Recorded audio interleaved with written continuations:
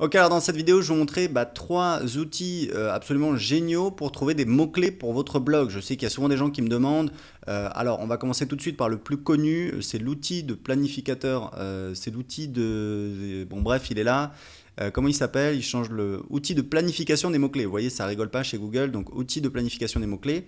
En fait, donc, vous allez sur votre compte Google AdWords, vous cliquez sur outils, outils de planification des mots-clés, et vous arrivez sur cette page. Alors, j'ai toujours des clients qui me disent, voilà, est-ce que c'est gratuit? Oui, c'est absolument gratuit. Vous pouvez avoir un compte Google AdWords sans dépenser d'argent, sans faire de campagne publicitaire, bien entendu, et vous pouvez utiliser l'outil gratuitement. Donc, vous cliquez sur rechercher de nouveaux mots-clés, rechercher de nouveaux mots-clés à l'aide d'une expression, d'un site web ou d'une catégorie. Alors, je vais vous donner l'exemple de mon blog d'anglais. J'ai un blog sur comment apprendre l'anglais qui s'appelle anglais5minutes.fr. Donc, je vais mettre apprendre l'anglais. Donc, en fait, le truc, c'est que vous allez rentrer un mot-clé qui est dans votre thématique. Donc, moi, apprendre l'anglais, c'est mon mot-clé en fait un petit peu générique. C'est le mot-clé qui a le plus de recherches dans ma thématique. Donc, là, le ciblage, vous pouvez laisser voilà, France, ça veut dire les recherches qui viennent de la France, français, donc c'est bien, voilà, etc. Et vous cliquez sur obtenir les idées.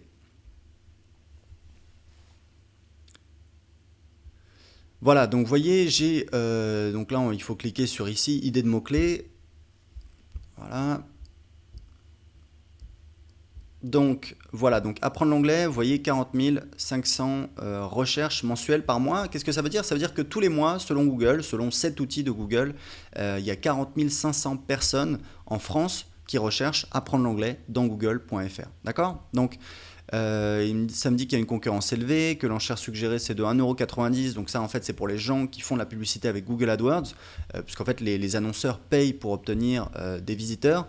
Et là on a toutes les idées de mots-clés qui sont un petit peu similaires selon Google. Alors des fois il y a des ratés, je ne sais pas si on en voit un. Non, il n'y en a pas, mais bon, c'est pas grave. Donc vous voyez qu'il y a 800 mots-clés. Et en fait, le truc, c'est que vous pouvez les trier par le nombre moyen de recherche mensuelle. Donc si vous faites ça, ça vous donne un petit peu tous vos mots-clés les plus importants de votre thématique. Donc anglais, c'est pas vraiment qualifié, hein, c'est vraiment, c'est ce qu'on appelle, enfin voilà, c'est pas de la longue traîne, au contraire. Donc c'est pas du tout qualifié, c'est pas vraiment pertinent.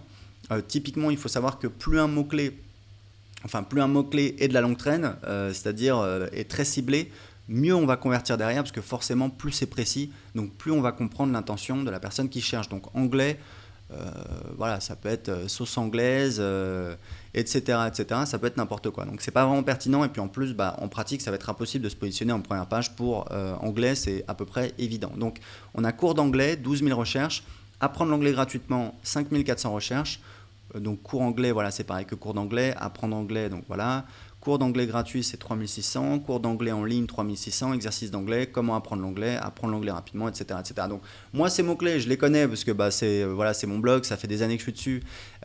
Et en fait, ce qui est bien, c'est que vous pouvez, en bas, voilà, vous pouvez en fait donc vous voyez qu'il y a 800 mots-clés, et en fait le truc c'est que vous pouvez télécharger les mots-clés, voilà, c'est ici, télécharger. Donc ça c'est assez sympa, ça vous fait un fichier Excel, et après vous pouvez le bricoler, etc. Donc moi j'ai exporté tous les mots-clés, et le truc c'est que maintenant on publie des articles qui sont optimisés sur chacun de ces mots-clés. Alors il y a un deuxième outil qui est vraiment sympa, c'est Uber Suggest. Donc on va faire pareil, on va taper apprendre l'anglais, voilà. Et en fait, il donne des suggestions. Donc, vous voyez, on a apprendre l'anglais en ligne, apprendre l'anglais rapidement, apprendre l'anglais PDF. Donc, ensuite, on a apprendre l'anglais plus. Alors, ce qui est rigolo, c'est que oui, donc j'ai des fourmis chez moi, il faut le savoir. Donc, je rigole plus avec les fourmis. Au début, j'étais sympa, mais là, je rigole plus.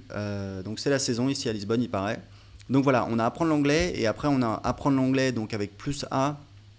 En fait, c'est une base de données, je crois qu'ils utilisent les suggestions de Google, c'est-à-dire que quand vous allez sur Google, vous tapez apprendre l'anglais ou un mot-clé, en bas, vous avez en fait des suggestions de mots-clés de recherche similaires. Donc voilà, je crois que cet outil est basé là-dessus. Donc on a apprendre l'anglais, on a apprendre l'anglais plus des mots, on a apprendre l'anglais plus des mots qui commencent en A, apprendre l'anglais plus des mots qui commencent en B, etc., etc.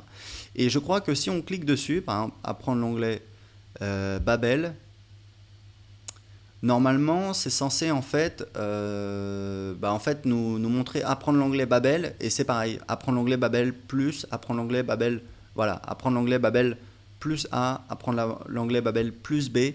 En pratique, ça n'a jamais marché chez moi, c'est peut-être mon navigateur, c'est peut-être... voilà, ça montre la même chose, donc ça sert strictement à rien. Mais bon, voilà, en tout cas, c'est pas mal, c'est une autre source. Vous pouvez avoir des mots-clés différents, des mots-clés intéressants. Par exemple, apprendre l'anglais Fnac. Je ne crois pas que je l'ai vu dans l'outil de planification des mots-clés, puisque je connais quand même bien cette liste. Donc voilà, vous voyez, on a plein d'idées de mots-clés, donc ça c'est très intéressant. Et puis rien ne vous empêche après derrière d'aller les mettre, d'aller les chercher dans l'outil de planification des mots-clés Google pour connaître le volume de recherche de chacun de ces mots-clés. Alors il y a un troisième outil que j'ai découvert cette semaine, j'étais impressionné parce que c'est vraiment un super outil, ça s'appelle keywordtool.io, donc vous voyez pareil, apprendre l'anglais, hop, voilà, on cherche.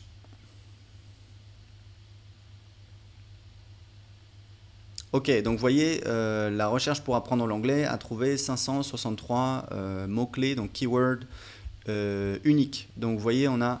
Alors, il y a une version payante qui existe, vous n'êtes pas obligé de l'utiliser, qui donne plus d'informations, mais déjà là, ça permet de générer pas mal de mots-clés, vous voyez, apprendre l'anglais en chanson, apprendre l'anglais livre, apprendre l'anglais avec Victor, donc je ne sais pas qui est Victor, je crois que c'était un truc à la télé, apprendre l'anglais à Malte, etc., etc., etc. Apprendre l'anglais à Paris, apprendre l'anglais à Dublin, apprendre l'anglais, etc., etc. Donc c'est intéressant parce que c'est une autre source. Ce que vous pouvez faire si vraiment vous voulez être très motivé, c'est qu'en fait, vous exportez dans un fichier CSV tous les résultats de l'outil de planification des mots-clés Google.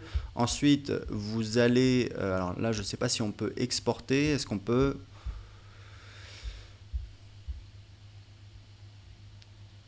On ne dirait pas. Select all keywords peut-être. Voilà. Ah oui, d'accord. Donc on peut faire un copier-coller. C'est assez rigolo. Bon, pourquoi pas. Bref.